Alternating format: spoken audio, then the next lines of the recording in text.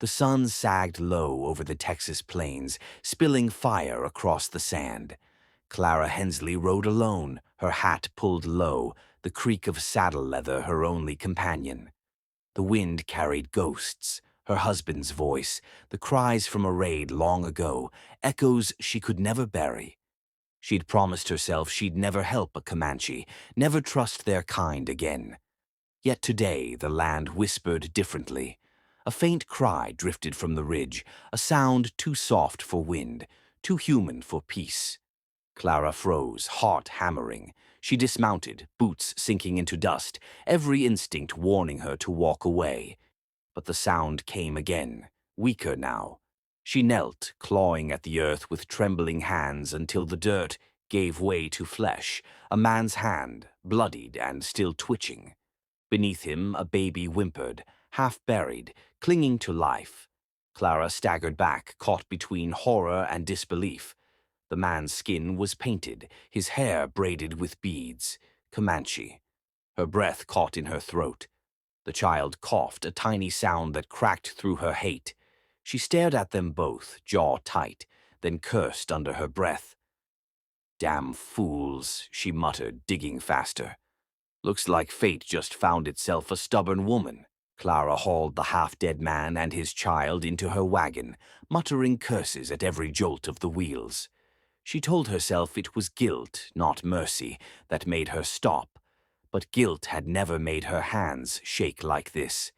The Comanche's chest bore deep lash marks, old blood crusted in the heat. Someone had tried to make him vanish from the world. The baby whimpered again, its tiny fingers gripping her sleeve as she poured goat's milk into a tin cup. "You'll regret this, Clara," she whispered, forcing down the tremor in her voice. The chief stirred, eyes opening to slits. His gaze held neither hatred nor fear, only exhaustion.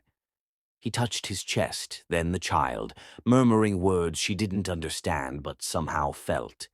She wrapped the baby tighter, anger melting into something softer.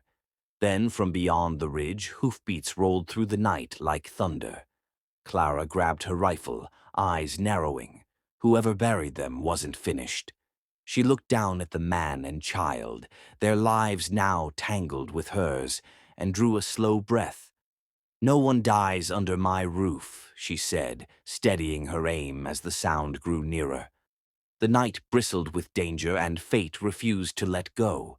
Gunfire tore through the silence, shattering the fragile peace of her cabin. Clara ducked behind the wagon, firing back with practiced precision. Sparks flared from her rifle barrel, the echo chasing across the plains. The chief, weak but defiant, pulled himself upright and loosed an arrow through the smoke. His aim true, his breath ragged. The raiders advanced, faces masked by dust, their shouts wild with greed. Clara gritted her teeth, reloading fast. "Hell of a night to pick my ranch," she muttered, sweat streaking her brow. A bullet grazed her arm. Pain flared, but she didn't flinch. The baby's cry sliced through the chaos, raw and terrified. The chief shielded the child, his body trembling with exhaustion. Clara saw it, the courage, the sacrifice, and something inside her shifted. These weren't enemies, they were survivors, same as her.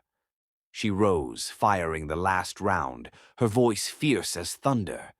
The final attacker fell, the desert swallowing his scream. Then came silence, only wind and the steady thump of her heart. She turned to the chief, who met her gaze with quiet respect. Dawn's first light spilled over the horizon, red and gold.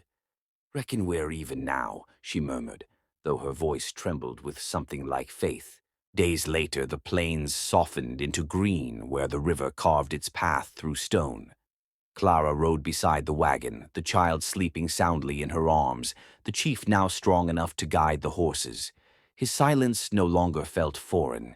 It felt earned.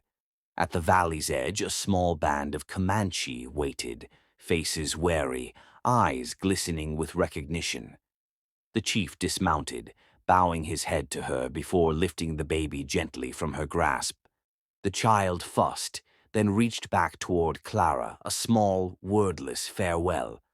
A woman from the tribe approached, her palm pressing lightly over Clara's heart, a gesture of gratitude deeper than speech. For a moment, time stilled. The ghosts of loss that had haunted her seemed to dissolve into the wind. She turned her horse toward the horizon, breath steady, spirit lighter. As the tribe's singing faded behind her, she whispered, "Maybe mercy's the only trail worth riding." The sun rose higher, spilling gold over the open land. She smiled, faint but sure. "If this story's worth telling, share it," her voice seemed to carry on the wind. "Maybe someone out there's still got a heart that needs unburying." Then she rode on, the desert forever changed behind her.